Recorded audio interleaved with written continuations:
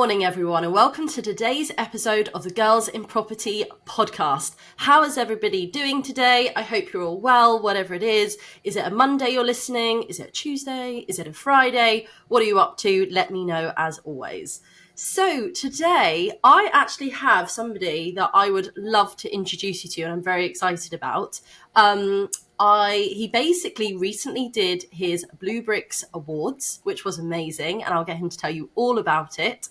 And also is a real fantastic advocate as well for women in property and ethics in general in the property industry. So if you haven't guessed it already, I would like to introduce you to the incredible Sam Cooke. Hey, Sam. Hi, thanks. We've got a lot to live up to now. The incredible Sam Cooke, that's a good one. Thank you, Athena.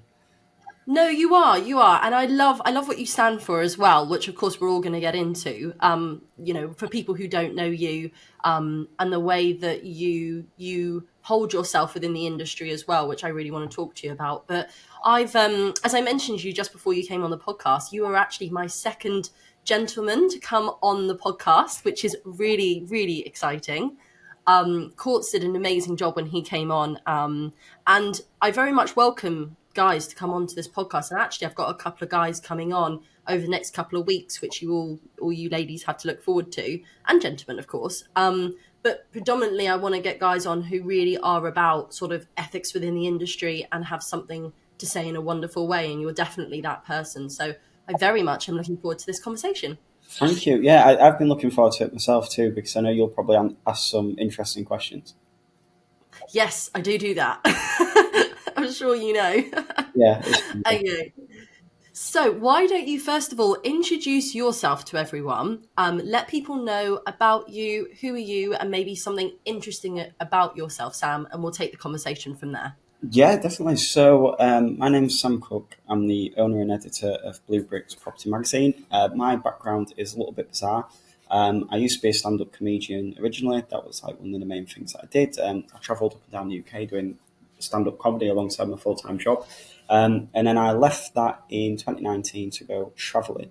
I had a massive love for property. I used to sit at my desk at work and just listen to property podcasts and property people on YouTube and read property books, and I just became obsessed with it. And I started to talk to property people on LinkedIn, go for coffees with them. And then I went travelling to Southeast Asia, came back, and I was like, this is it. I need to kind of take the leap and actually get into property and start a career, because I've been working since I was 16 years old, but I'd always just taken jobs that paid well. There was no direction to what I was doing. So I started my career as an estate agent, basically. And we'll probably talk about that later on, because you've asked for a property horror story, and I've got a few from that job. It was a very interesting time. And then from estate agency, lost my job in COVID and started sourcing properties using my experience in the area as an estate agent, because it was 3 weeks, we'll flatten the curve and then it'll all go back to normal. What a perfect time to start a business. Obviously, that was extremely difficult. And during that period, I was recruited by Blue Bricks Magazine to be their marketing manager. So I worked for Blue Bricks Magazine as their marketing manager for a long time. Blue Bricks was owned in part by a good friend of mine called Caroline Monks, and in part by another extremely good friend of mine called Nathan Winch. Nathan runs a private equity firm, so his job is they buy, sell businesses in the simplest terms and invest in businesses. And knowing I was quite ambitious, Nathan showed me that side too. So I was part working for Nathan, helping him to acquire businesses as an investment analyst, and then part working with Blue Bricks, just helping them on their marketing strategy. And then after a while of helping Nathan, he kind of turned around and said, look, I know you want to do what I do. We're looking to sell Blue Bricks Magazine. Why don't you buy it off me? And that can be your first kind of acquisition. You already know the business, you're in property, you're a good writer, you know what you're doing. Take it over. So that's how I came to buy Blue Bricks off of them and then come to run it 2 years ago. That's amazing. I love that. Okay, I've got a lot of questions to ask you about that. But the first question I've got is, you used to be a stand-up comedian. I did not know that. Yeah, it's because I'm not funny, you can't tell. I was going to say, you're not funny. No, I'm joking. I just think I print magazines now. I had no idea about that. I think it takes a certain type of personality and it takes a certain type of character to actually decide to go into that profession of being a stand-up comedian. Like, so did you actually stand on stage and make like do stand-up comedy to an audience? Was that your life? Yeah, yeah. Well, I did it. It was more a hobby that I was trying to make into a career. I've not told people about it for the longest time. It used to just slip out in conversation, and then I got really weird reactions to it. So I thought, you know what, I'll start weaving it into the conversation because it's a bit of an icebreaker. So yeah, I would tour on evenings. I would do open spots like across the UK, mainly Liverpool, Manchester, Hot Water Comedy Club. I've performed there twice. Um, and performed in front of 250 people. That was kind of like the biggest show I did, and then Wow. sometimes did a pub to 4 people, which was always like the worst. So yeah, that was me for close to a year, and I loved it. Wow, that's amazing. I that's one of my fondest facts about you. I love the fact that you did that. You know how you just said, "Oh, I used to tell people that and I used to get like a strange reaction." Yeah, What sort of reactions did you used to get when you used to tell people that? um, I think it just takes people by shock. Like, when you do something and the novelty kind of wears off, it's like I didn't realize that people like, oh, stand up comedy, like I couldn't imagine myself doing that. Or actually, a lot of people turn around and said, I would love to do stand up comedy, I never know how to get into it. So it just ended up sparking quite nice conversations with people. Um, I can imagine. that was a little bit Yeah. different to the kind of style, yeah, I used to be an estate agent. It's just a bit more of a fun way of chatting to people, really. Oh, completely. And it tells me so much more about your personality as well. Because my background's the arts. I used to be in the arts till I was about 18. And so my world has very much been on stage and performing and everything like that. And a lot of my friendship groups, I know a lot of stand up comedians and I know a lot of people within that world. And I know also how difficult that world is. And actually, quite frankly, it teaches you a lot about rejection, doesn't it, as well?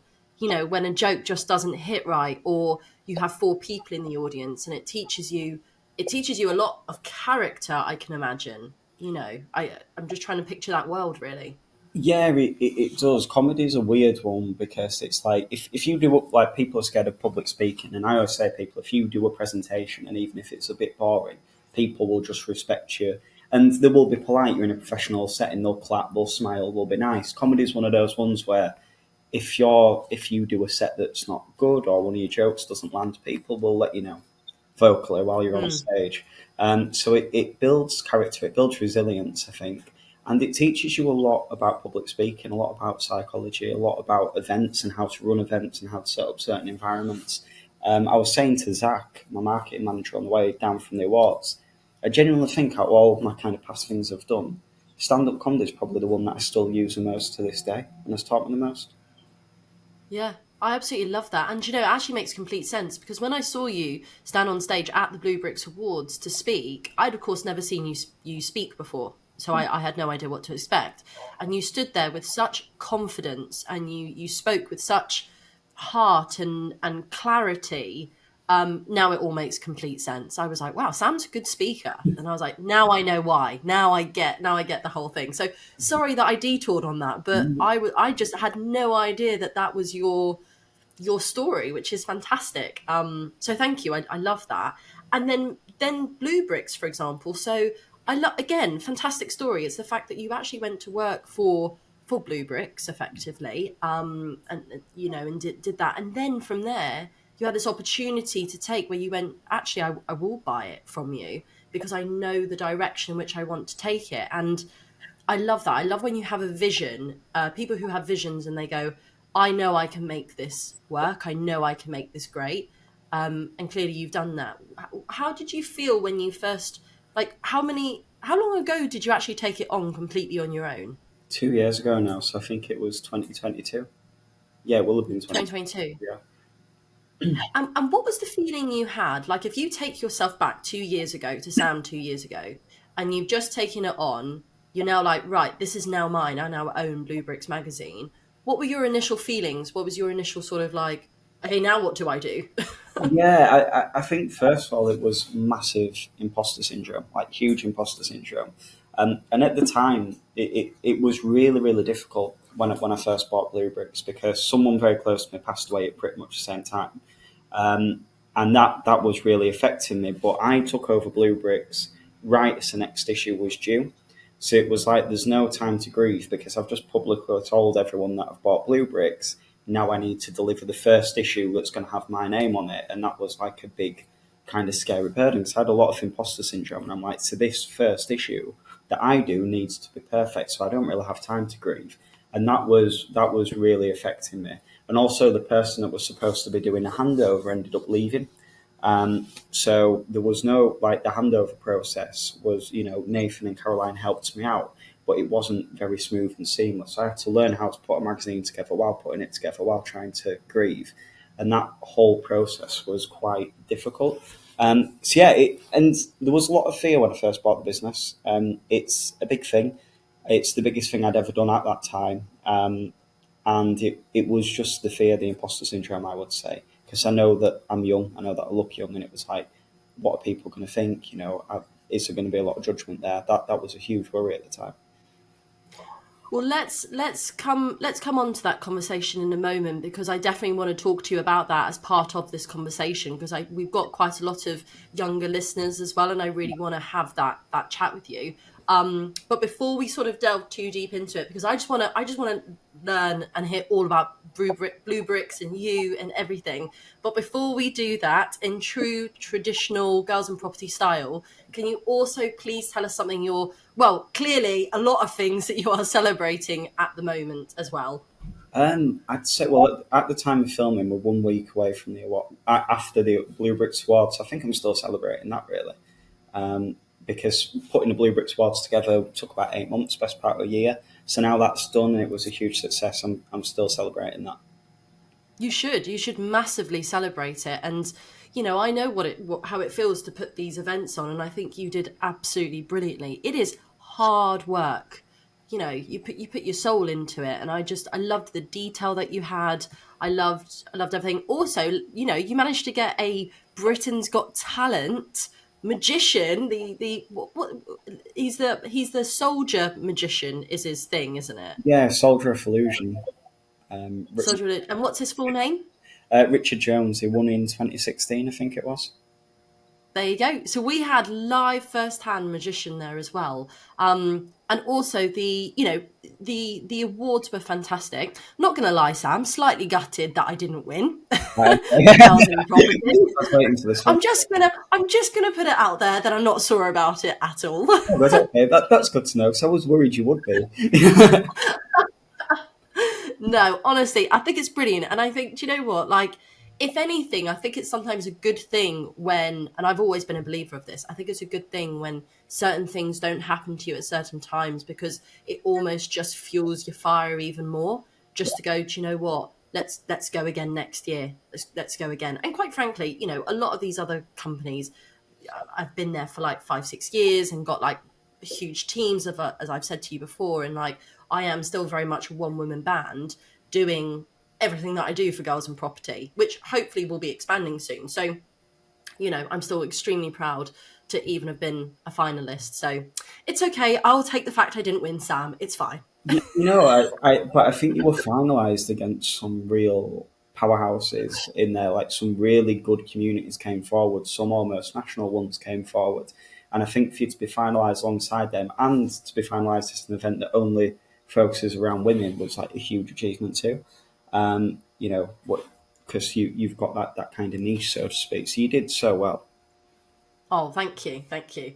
But so you're celebrating Blue Bricks, of course, because this podcast will be coming out literally next week, so it will all be really relevant as well. And then in terms of I was thinking about my celebration. So because you were coming on, of course, one of my celebrations is the fact that Girls and Property was a finalist, which is fantastic. But then something else I thought that I was celebrating, which I haven't actually spoken about yet, is I recently went away to Greece on holiday. And I'm trying to get away quite a lot this year. So I love to travel. You spoke about earlier that you went traveling.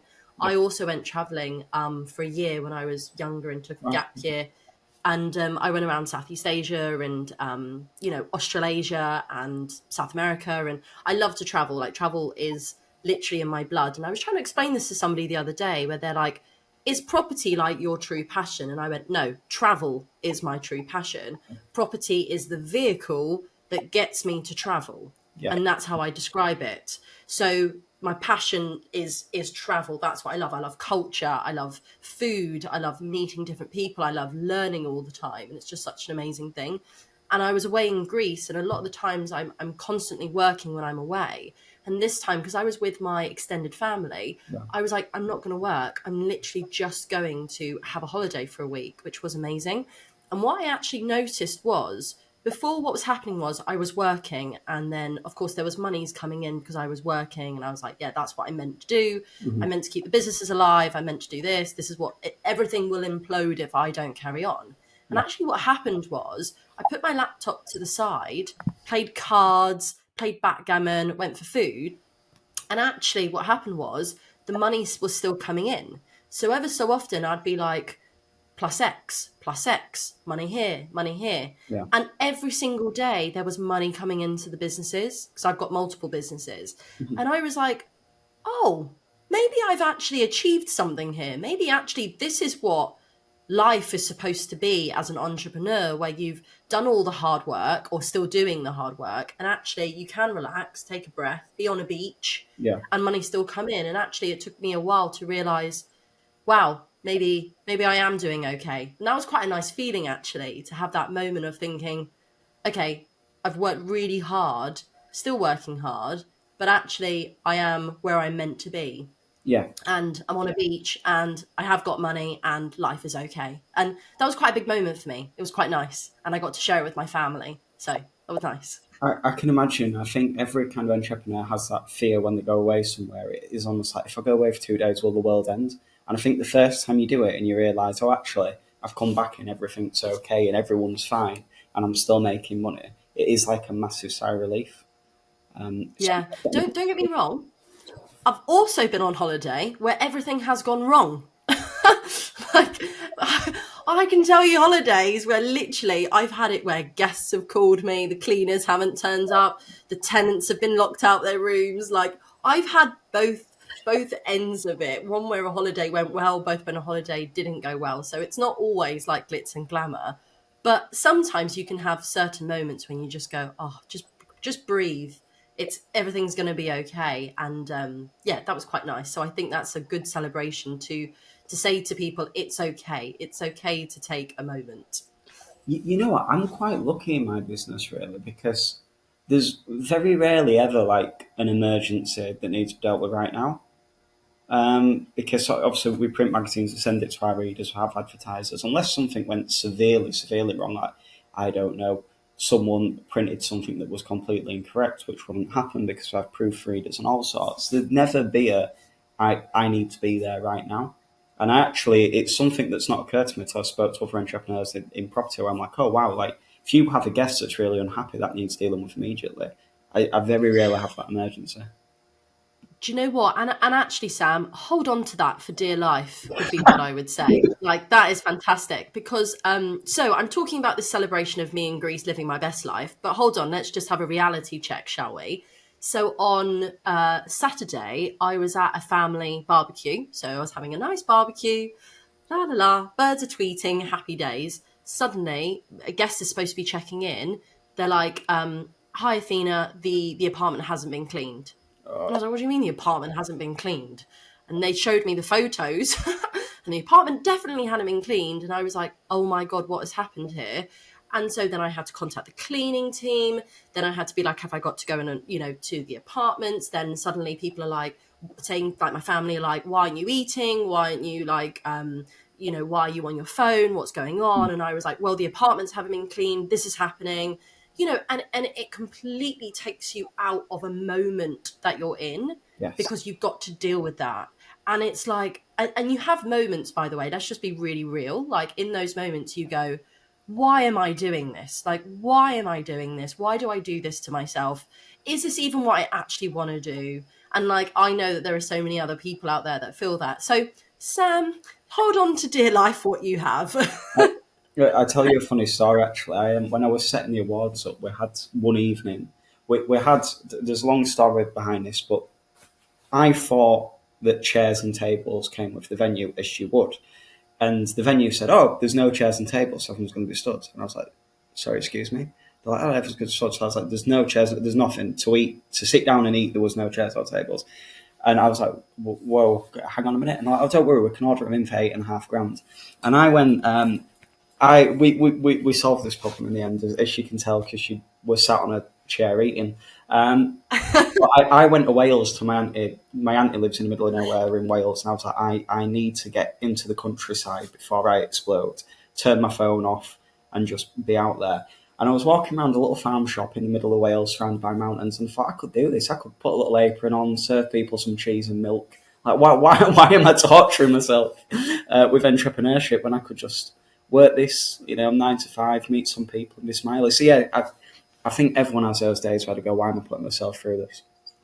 Honestly. Sorry, 8.5 grand for tables and chairs. Oh yeah, oh yeah. It got to a point where, like setting up an event, invoices just come through left, right, and centre. What's that for? Oh, it's for the centerpieces for the tables. Okay. I got to a point of Yeah. absolute apathy. Just pay it, no question. It was, yeah. I mean, the awards absolutely incredible. Loved every second of it, but so much more goes into it than I originally anticipated. Do you know what? I hear you, and I know that mine was, because obviously I did my event, and mine had 82 women there, and of course yours had like 300 whatever. But it's still like, okay, how much for the goodie bags? Okay, now they've got to be printed. Okay, how much for the cookies? How much for the centerpieces? Yeah. How much for the food? How much for the prosecco that we're going to give them? How much for this? And suddenly, you create as many budgets and flowcharts as you want, being like, oh, I'll profit this much. And then when you actually look at it, you're like, oh, okay. So basically, it was just a really fun party. No money was made. I was really stressed about it, and then a lot of people I spoke to, especially people around awards, went, "Oh, don't worry, you never met money on your first one." And I had a really good grip on my cash flow, and I got to a point where I'm like, I just every day there's money coming in that I didn't expect, and money coming out that I didn't expect. So I don't even know where I am anymore. But yeah, I think your first one's always a bit like that. But I'm sure you will like me on your event. I've learned so much from it that if I did another big event, it would be seamless now because I know what questions to ask. I know what things to look out for. I didn't originally like, does the venue come with chairs and tables? It's a question I didn't think to ask. That is insane. That actually is insane. I have to admit, I've never heard that one before. I've Um, I've never ever. I mean, it was in a castle, so it yeah, was stunning, it, stunning venue. it was my fault because I kind of pushed them to their absolute limits. I'm like, believe in yourself, you can do this. And they're like, no, we've told you that we can only fit a certain amount of people in. I'm like, believe in yourself. And we did it. And I think I'm probably one of the biggest events I've ever done. And we got chairs and tables in the end. But yeah, it That was. was a very nice chair. I've, Thank you. I've had some very strange problems this year. Problems like that where it's like your family's like, what's wrong with you? And you're like, I don't know how to say this without sounding like an absolute madman. You know? Yeah, yeah, but you did it. You did it. Yeah. And let's just go back and have this conversation then. So how, if you don't mind me asking, because I think it's important for the listeners to know the answers to these questions. So how old were you when you acquired Blue Bricks? I'll tell you the honest truth because people ask me my age all the time, and what I do now, I just tell people random numbers. So I've told some people I'm 40. I think I've told some people I've told some people I'm 18. It's just it depends on the person how well I know them. So I was 20. I was either 22 or 23 when I bought Blue Bricks. No, I think I was 23 when I bought Blue Bricks actually, because I'm 25 now. So yeah, I was about 23 years old. Yeah, incredible. Absolutely amazing. And do you know what? Like, I've always been a massive believer that age is completely irrelevant. It really is so irrelevant. It's all to do with the person that you see in front of you. So you had a vision, and it's so inspiring for young people that listen to this podcast to go, do you know what? Like, if Sam can do it, so can I. Like, why can't you, as it were? And like, how did you feel? For example, let me ask you this question. I don't know what would have happened to you in this moment. Like, how did you feel when you were that age? You had just taken on Blue Bricks magazines, and you now had to get. I don't know. Was it a case where people still were writing to you because they wanted to be in your magazine, or were you having to reach out to be like, would you like to be featured in the magazine? How did it work? Yeah, it's changed. When I took it over, there were a few people who were regular features. So I was like, do you want to keep writing for us and blanked us? And it was really funny when the brands grew. they were coming back like, "Oh, I'm really sorry, I forgot to reply to your messages. I'd love to be in the magazine again." So in the early days, it was a bit harder because we had to push a lot to try and get people and to try and draw people and to try and get the right people because no one had ever heard of Blue Bricks. And then you're trying to show people that Blue Bricks isn't just like a cute little magazine run by this young kid, which is, if people saw me at an event, I didn't have a beard then, so it were even worse. I'm calling this a beard, that's generous. But, you know, you have to try and really prove yourself then, and that was difficult. Whereas now, because the brand's well known, and because they've seen it all over social media and they've seen the awards, we've got our content booked up to the end of the year. People are constantly coming to me and saying, "Can I be in the magazine? Can I do this? Can I do that?" So it's a lot more of a pull game now than it is a push game. And a lot of people, to be fair, don't even realise I'm the owner of Blue Bricks when they meet me and stuff. I always tell people I'm the editor. I very rarely say I'm the owner. So that's what. Why is that? Why do you do that? The first time around was insecure about my age. I never lied. If someone said who owns it, I'd say me. I'd never lie, but I'd indirectly say like I'm the editor. And now it's just to, when I say I'm the owner, a lot of people are like, right, I really want to be in the magazine, I want to do this, I want to do that. So if I say I'm the editor, it gives me a bit of leeway that people don't kind of jump all over me sometimes. And it gives Oh, me a bit right. of I breathing space see. to kind of figure out like who they are, what they do, and if they're going to be the right fit. So you feel a bit bombarded then. As soon as they find out you're the owner, suddenly, do you feel like their personality maybe changes around you and they want something from you? Yeah, sometimes a little bit, yeah. It's not a lie either. I am the editor of the Blue Bricks. I edit it, I put it together, so it is the truth. That is my kind of primary job role. Yeah, definitely. I don't, well, certainly now I think people know that you are the owner of Blue Bricks Yeah. after the awards. I think people do know that now. And I think it's fantastic and I really think it's so inspiring. I really do. And I think that actually a lot of, you're not even like a lot of younger people. I categorize myself in the same category as you, Sam. Like, I like to think I'm young as well. So, us young people, let's go for. I'm holding on to it for dear life, my youth. Yeah, but You know, it's like, yeah, let's like we have so many different perspectives. I think, like, I feel like we're a different generation. We see things differently. We were raised differently potentially, and I just think like we have so much to give. Like, you see so many young people coming up the ranks now, both men and women, yeah, who are doing incredible things in the industry, and then you find out they're 21, 20, 22, 24. And people do say to me, to be fair, I've had the conversations where people have said to me, "Oh, well, what would they know? They don't have any life experience. They can't possibly know the things that a 40-year-old, 50-year-old would know."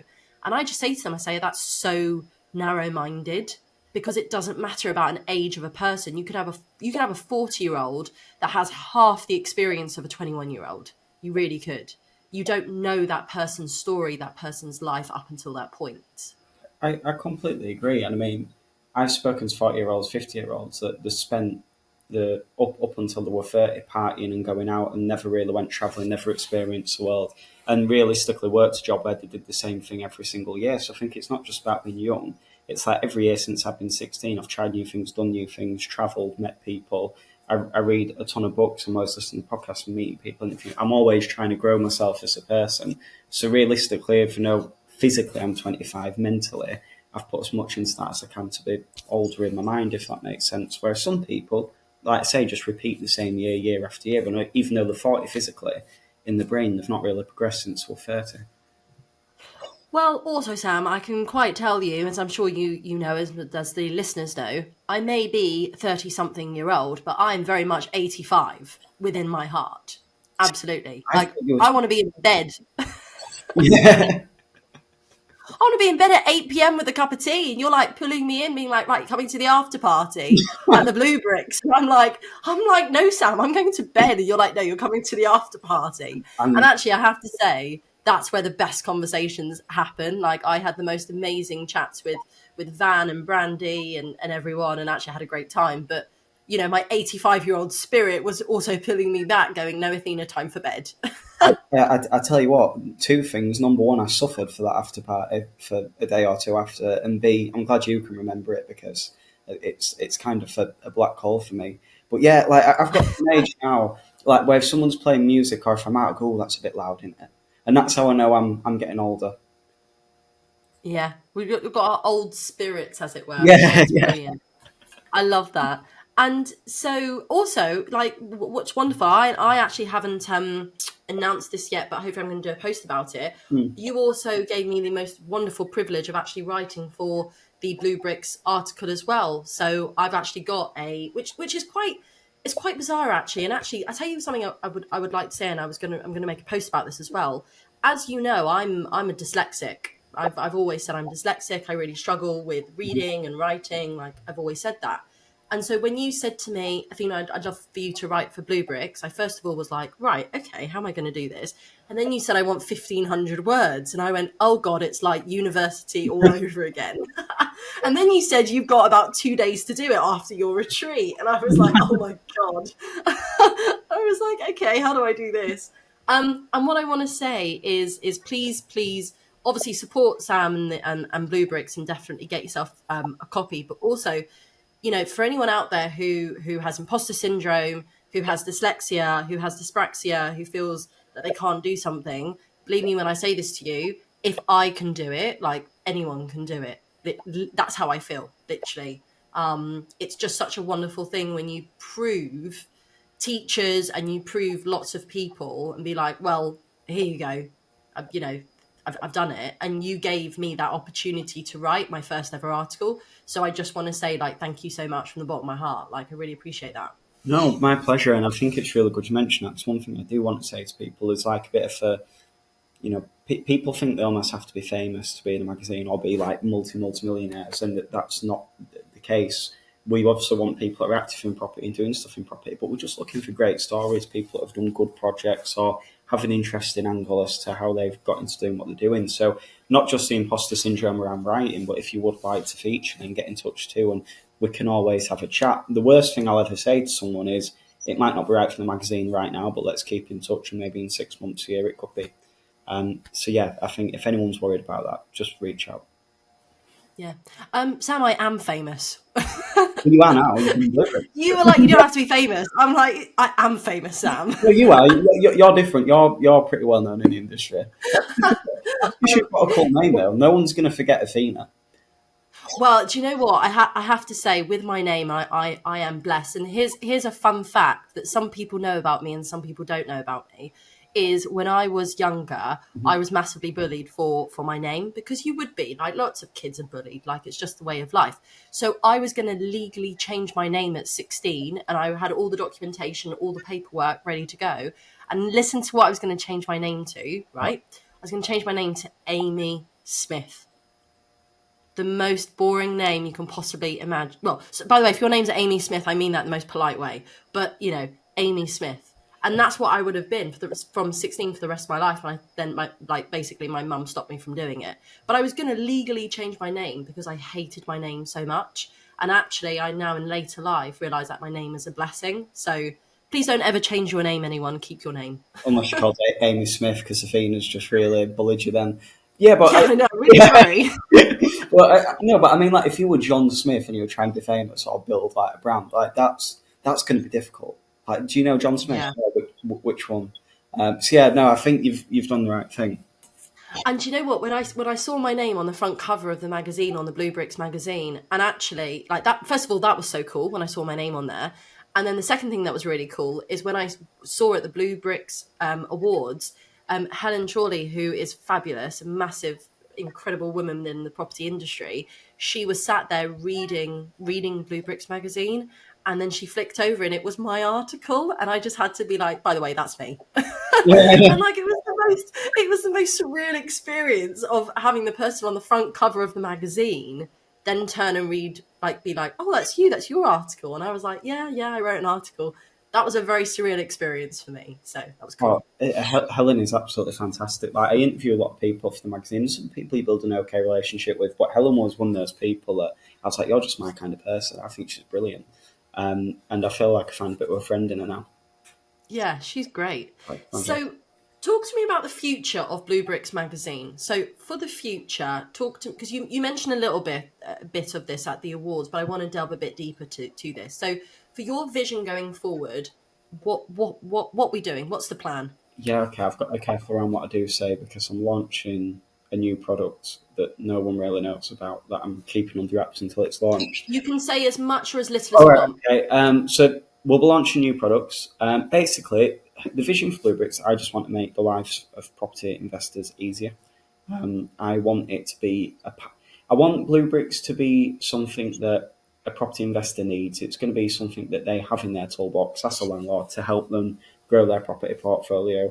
And the vision I see it being is I want us to be the source of reliable information in the industry that people can turn to and go, I know the information that I read in here is going to be honest, it's going to be truthful, and it is genuinely going to help me.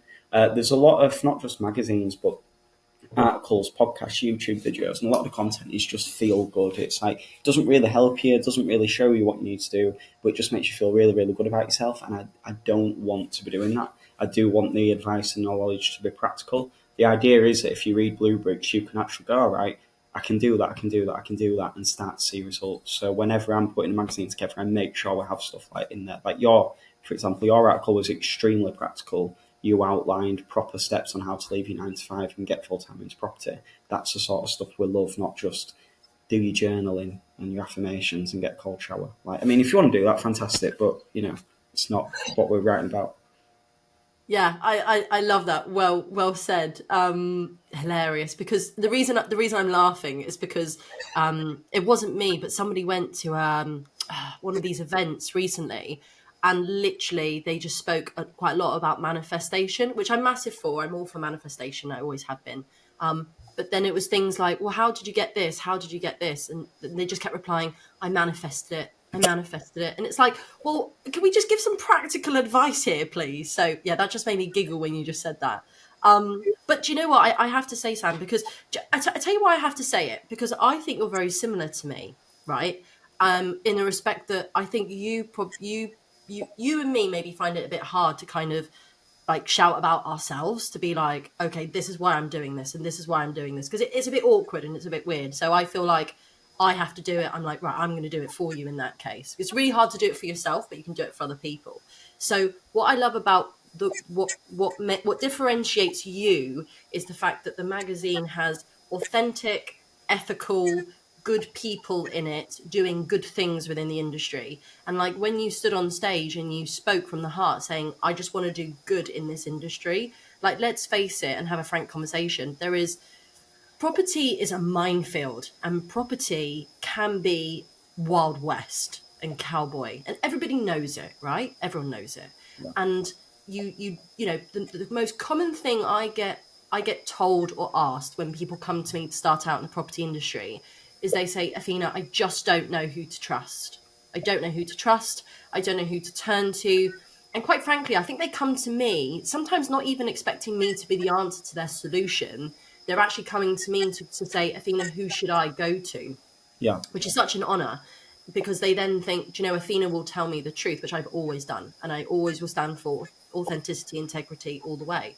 And I think that's what you stand for as well, where you're like, I want to have a room full of good people, good property investors. Like, I think it's getting such a negative stigma at the moment. And we're seeing so many things almost coming out in the woodwork for things that are happening within the industry that maybe people didn't know about.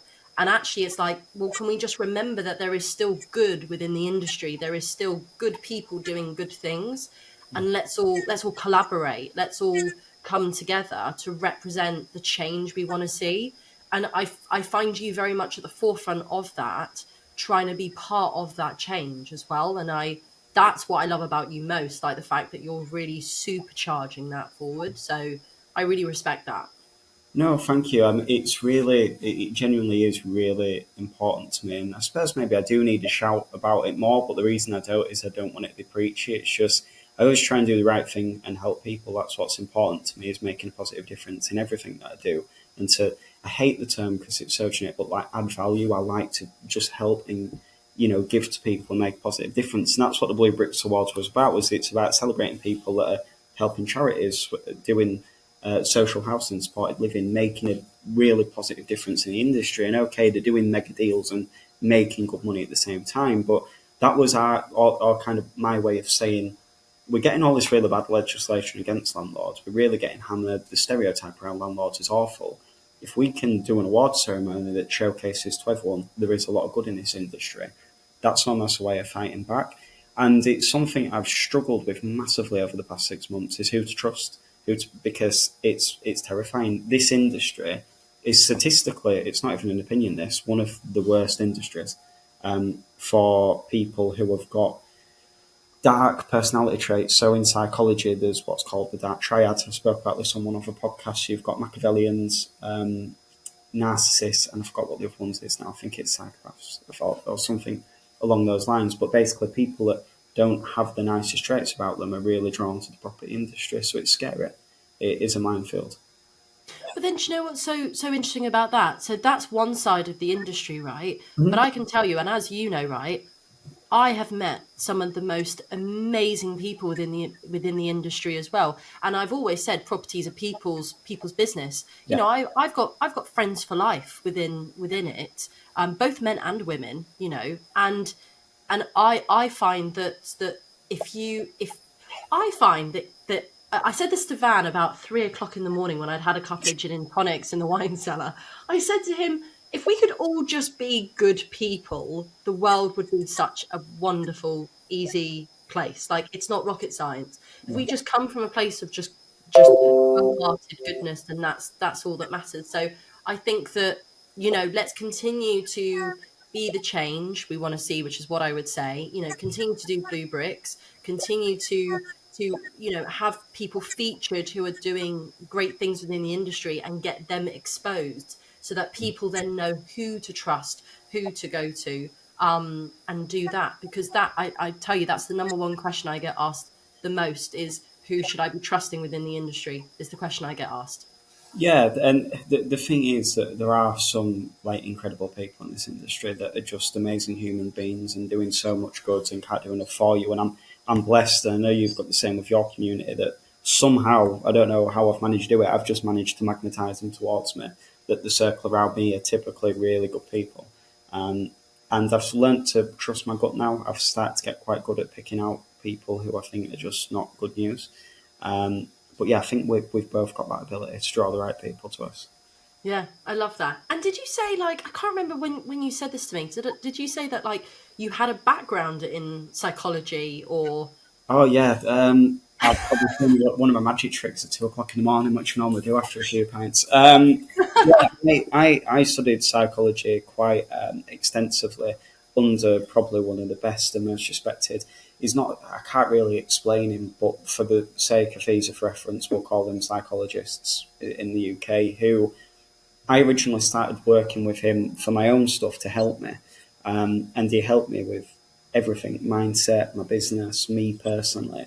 Took me out of a really dark place, and I've never felt better in my entire life after meeting him. And I say all the success I've had since then has come from how he helped me untangle my own mind, and then from there, I'm always quite an empathetic person. I did comedy because I like to bring joy to other people. I notice there's a lot of people that suffer and struggle, and I can spot it. And I started saying to him, "Look, how can I help other people and make a difference?" And he sort of started to show me things you can pick up on, things you can do, how to tell if someone's not okay, how to tell certain things about people. So that, yeah, I do have that, and I use it mainly to help others, to help friends, to help people around me, and also to spot people who um, put on a false face. It helps to identify those people too. I love that. And if I could go back to university, I would go back and I would do psychology Hmm. because I just find people so interesting. I'm that type of person. I don't know if you're this type of person. I'll be sitting at a cafe and I can almost zone out because what I'm doing is I'm people watching. I'm watching the tables, I'm watching the people walking by, and I'm really fascinated by their body language, by their conversations. I've once sat at a table with somebody and they're like, "You're not listening to me, are you?" And I'm like, "No, I think that table two over there are on their first date, and I'm just really curious Yeah, about it." yeah, And they're like, I'm just completely zoned out, like looking at the table over there with their, first date. I love it. yeah. I really struggle in like crowded rooms, a lot going on to focus on conversation. So I imagine at the Blue Bricks Award, I was a nightmare to talk to because I was like, I'm trying to concentrate on you, but I'm trying to look over everywhere else. And someone's just smashed a glass, and do I have to pay for that, or Is that covered in my insurance? So yeah, I see what you mean. Gosh. Are you naturally an introvert, would you say? Massively, I'm a massive introvert. Yeah. So let me ask you this final question, right? As an introvert, what made you one day say, do you know what? I want to make an awards ceremony. Good question. I've asked myself that for the best part of the year now. Why am I doing this? It was I wanted to do something. So originally, it was a way of saying, how do we get the brand out there a bit more from a marketing perspective, and show that we're more than a magazine and that we are. And that's how the idea for an award ceremony came around. And it started off, and then I was sat thinking, well, I don't just want to do a property award ceremony. There's one out there. There's a couple out there, and if I'm doing something, I don't want it to be like anything else anyone else is doing. I just don't want to be like flight with someone. So I thought, well, how can I be different? And someone was talking to me, and they're like, you know what? I've never seen an award for social housing before. I was like, that's really interesting. And I started thinking about it, and I thought, well, actually, there's not many awards for people that are doing just incredible things, and they might not have the biggest property portfolio, but they've made a huge change in their life. Maybe they've come from a background of drugs and drink, or maybe they've helped other people. And I thought, we should do an award ceremony that celebrates people that are obviously in property doing deals, but are doing great things too. So that's where it all kind of came from. And that's why I took 2 days in Scotland after the awards, because I'm an introvert. I can do the extrovert stuff. I can, be the life and soul of a party, but it's like having a phone on. Like, it really drains my battery doing it. So I can do it, but then I need to recover from it afterwards, um, Yeah. which is why I spend time alone. I love that, but I love the fact you knew that and you knew that was going to happen, and so you preempted it and was like, "I'm going to go book 2 days in Scotland with no phone signal, completely on my own." And I think that's fab. And probably you've read all the messages on Facebook and Instagram, and all the messages you probably received personally, and I'm sure it's just of praise and saying great job and everything, which is so nice to receive. I'm sure. Yeah, to have so many people raving about it's amazing. To say people have had like the best night of their life, and then you look and you're going, I did that. It's this real feeling. Um, Yeah. yeah, just seeing people enjoy themselves. That was the biggest thing. Like, seeing people have fun and have a laugh. That was like the biggest reward. Fantastic. I love that. Oh, well, you've definitely, let's just say, inspired me. And, there'll be some big, hopefully, things coming for 2026 where I might need to just have a conversation with you and be like, Sam, what do I need to know to put on an award ceremony? Now you know to ask if they've got chairs and tables. That's my Now I do know to ask that question. biggest piece of advice for you. But yeah, no, I'm always here to help you. And obviously, anyone listening to this too, if people just want a chat or a coffee, or if I can help with anything, obviously subscribing to the magazine, being in the magazine, or just a chat, um, let me know. I'm always happy to talk to people. Amazing. And then in true traditional style, Sam, and one of my favourite bits of the podcast, always, I've got to say, and I'm going to be writing a book about this one day because they're just brilliant. Do you happen to have a property mishap, property disaster that you've ever experienced yourself or been involved in from your estate agent days or since that you can tell us about? Yeah, so I was originally going to do one about a house I refurbed that was a disaster from start to finish. We pulled it off in the end. That house, I'm pretty sure, was haunted. It was really weird, but I was thinking, what one will make a better one for the podcast? And I'll tell you about the time I saw a ghost on a viewing. So this is 100% true for anyone listening to this. When I was an estate agent, I'm going to have to be careful what I say here. I was an estate agent in a questionable area in a city called Bradford. I'm from that area, so I don't mind saying it. It's an area that's not got a very good reputation, but it's a very strange area because next to it there's some beautiful places. So you will go on viewings as an estate agent, and you would see like this luxury, gorgeous mansion surrounded by fields for 500,000 because I'm up north. In the same day as seeing somewhere with like bars on the window and a mattress on the floor. And there's a block of apartments in said area, which I definitely can't name, that is renowned for being like rough. Like, we're talking like top boy rough, like really not good. And I had to go take someone on a viewing there. And they're like, don't worry, they've refurbed it all. And it's the kind of place where there's always a dog barking, but like you can't see the dog. So I rolled up, and the guy who I was taking on the viewing rolled up, and he was like 6'5", massive scar across his neck. And I was like, fantastic.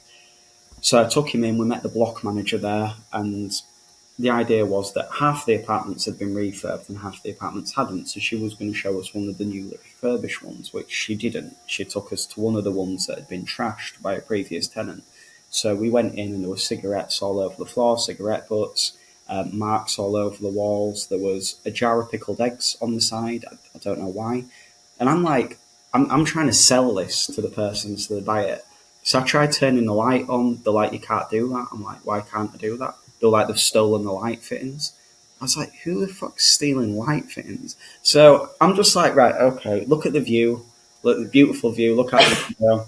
And the guy goes, I thought this come with a kitchen cooker. And I'm like, oh, it does, but the person's stolen this one. And they were like, well, I saw a wheelchair on the way in. They're like, yeah, they were disabled. And I'm like, well, we're on floor 7 and they're disabled, so how have they stolen an entire cooker? And the whole thing was just a disaster. It was like Saturday night takeaway. I'm like, Ant and Decker, someone's going to pop out at any second. But anyway, to the ghost, we went downstairs. I was like, look, just show me one of the refurbished ones. So she's like, oh, I will do. I think one of them's free. She took us downstairs. And as we got to this corridor with the pungent smell of weed, there was a guy with a sheet on his head and the eye holes cut out, just sprinting up and down, making wooing noises, pretending he was a ghost. And I don't know why. I don't think they bought the apartment in the end. But that was one of the worst property horror stories I've got. I've just been on a viewing. Oh my god, that is ridiculous. Yeah, it was crazy. It was. I was getting ready for you to tell, like, be like, oh my god, and then this spirit came to us, and it was this person like in a wheelchair, and you're like, no, it was a guy in a sheet just running up and down the corridor. Yeah, probably off his head on drugs. Yeah, it was an experience like that. That was bad. And did the guy didn't go forward then? No, I don't think so. No. In the end, surprisingly, I mean, I'd given up on that point. I don't like elevators. They took the elevator and I took the stairs. And what got me is when people had stolen the floor signs off. So I had to count what floor I was on because like floor 3 had been stolen. So it was just crazy. Was that the moment you realised you're like, right, that's it. My days of being an estate agent are over. I want to go and write a magazine. Yeah, it was one of those. I actually enjoyed it. I was just laughing to it. Like in a sick way, I enjoyed it because I was like, this is just so mental that it's funny. Well, do you know what? Also, this would be fantastic material for your stand-up stuff as well. Like these stories. I think so. I think I just see the humour and stuff. So I was like laughing to myself, like this is unbelievable. I can't wait to tell my mates when I see them. So no, it wasn't so much chat with an estate agent. It's quite a fun job, really, if you get the right team around you. I love that. Do you know, these property disasters get weirder and weirder as time goes on. I have heard so many strange things, so I love that. That's brilliant. If you've got time, I've got a short one. I've got a real horror story here, like an actual ghost one. Go on then. So we had a lady, I can't remember her name, but she was a viewer. So all she did was take people on viewings on like Saturdays and stuff. And she took this one lady to a house, and the house was like a bit run down, dishevelled. It was owned by an elderly lady and a tenant, and the tenant was under investigation because they thought that they'd kicked this elderly lady downstairs and she'd unfortunately passed away. So it was a whole investigation around this property and this person. And there was a cellar in the property. So the viewer took, I'm going to call this lady Claire for argument's sake. So the viewer took Claire down to the cellar and it was pitch black and they just had a phone torch on. So anyway, the viewer's, going around going, look, as you can see, lots of room, all the usual stuff estate agents say, good for storage. And she notices that Claire's just stood staring at the wall. And she's like, what? So she goes over to see what she's staring at. And in red writing across the wall is, hello, Claire. No. Yeah, weird one. She came in and she told us afterwards. So weird. That's weird. Was it written in blood? They didn't tell me, just said it was red. So I don't know if someone was having a laugh. I don't know what the cause of it was. If it was a ghost, who knows? But it was just odd. Oh, do you know what? I love all this stuff. I don't know why. It's a love-hate relationship. I love horror, but I hate horror at the same time. Yeah. So it's like I'll put a horror film on and then I'll watch it behind like my like my closed hands. But I still love watching it. So I love all of that. Oh, okay. I'll have to get some more ghost stories on. We'll have to do property disasters / ghost stories. We'll Yeah, have to do that. but one Yeah. of one of the houses I was refurbing were quite creepy. So yeah, we can do that. I love that. I love that. Oh, do you know, Sam? I've absolutely loved having you on the podcast today. Like, I love it where conversations can just be as if we were having a cup of tea, a coffee in the kitchen, and people just listening in on the podcast into a conversation. In that way, and I just love the fact we've been able to have that, and it's been able to just be so just free flowing. So thank you for that. My pleasure. I'm really going to miss you now because I've had you in the magazine, then we had the HMO Awards, then we had my awards. So I feel like we've been talking non-stop. Now I'm going to have to find a reason to talk to you. So thank you for having me. I'll just be like, bye bye, Sam. Yeah, that's it. Excellent. Um, Amazing. And if people wanted to get in touch with you, either for just a chat or I think are you Leeds based? Is that right? Is that where you are? yeah, so the office is in Leeds. I'm going to be moving offices soon, but I live in Bradford, so Bradford, Leeds, around that area. Yeah, because I know quite a few girls actually who are in that area. So if you're in that area, hit Sam up. And if people wanted to find you on socials or anywhere else, where's the best place for people to get in contact with you? Yeah, so for me personally, probably LinkedIn, Sam Cooke. I've obviously got my Instagram, which is sjcook03, there's nothing much going on there. For the Blue Brick stuff, which I've updated a lot more frequently, Blue Bricks Magazine at Blue Bricks Magazine. But LinkedIn's where I'm most active. We do a free trial of Blue Bricks, so we'll just send you a free magazine. If you go bluebricksmagazine.com, just fill in the form, we'll send one out to you. Or if you're interested in being in a magazine or talking about being involved, just email me at sam@bluebricksmagazine.com. Fantastic. Girls, get yourself the opportunity. If you think you have something to say, please reach out to Sam. We need more women to come forward within this industry, so please do that. And then if you want to find me, I'm Athena Dobson _official. We're, of course, Girls in Property on Instagram. Check us out in girlsinpropertypod.com. Where you can find all the details about the community group. The next session is going to be on Tuesday, the 9th of July with Rebecca Barr, talking all about money mindset. Please come along. And then, of course, I've got the Christmas Gala, which is for Girls in Property, and that's going to be on Saturday, the 7th of December. So DM me the word gala or community if you want to get involved with any of those.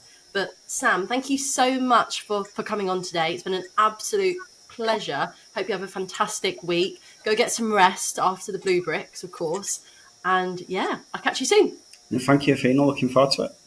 All the best. Thanks, guys. Have a good week. Bye.